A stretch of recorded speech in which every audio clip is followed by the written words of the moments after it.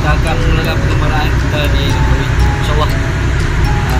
Lagi kita pergi rehat di homestay dulu, kayuhan homestay. Kita rehat hari ni, esok kita akan bermula. Jarak untuk kita punya touring kali ni ialah 111 km, insyaAllah. InsyaAllah, okey.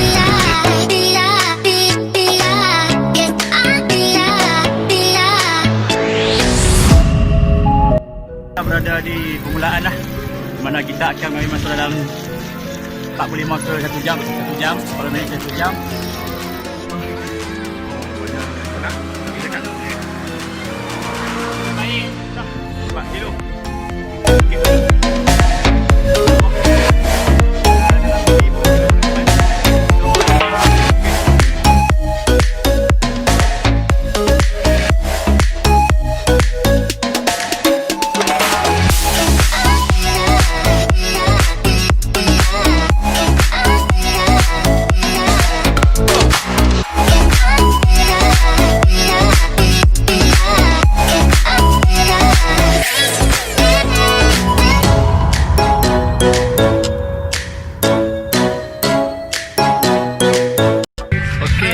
Berada di airport Langkawi, mana kita sedang menikmati juara petang. Sahabat-sahabat ni yang orang kuat ni, orang tepi bukan dia.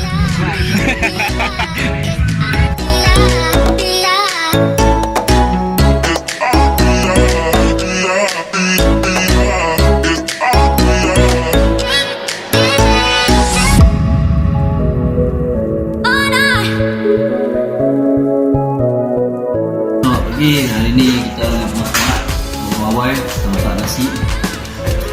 InsyaAllah hari ni kita akan menempuh perjalanan lebih kurang 40 ke 90 km. Ada 3 checkpoint.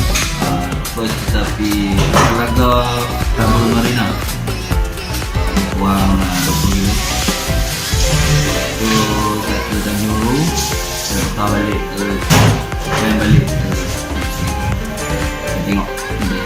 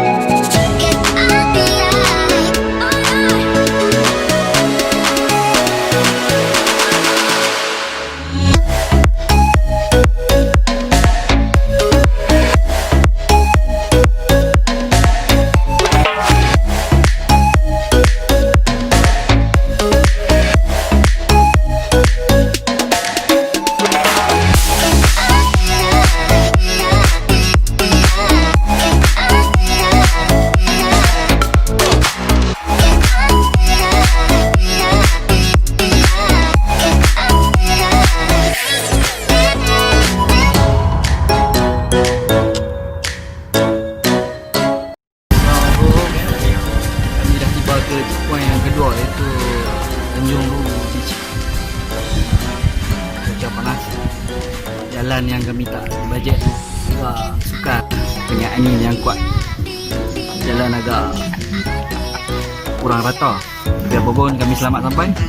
Kita jumpa lagi di checkpoint ketiga.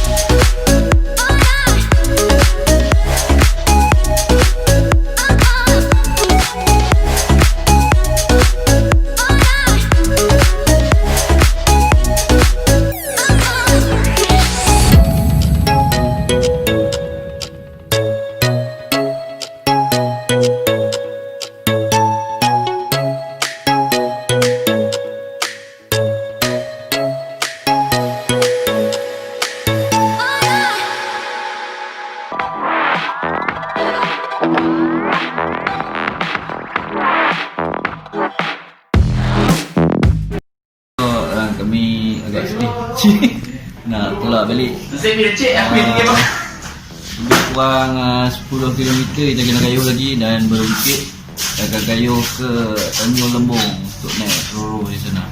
Pukul 12. Dah cik. Okey, jumpa di Roro.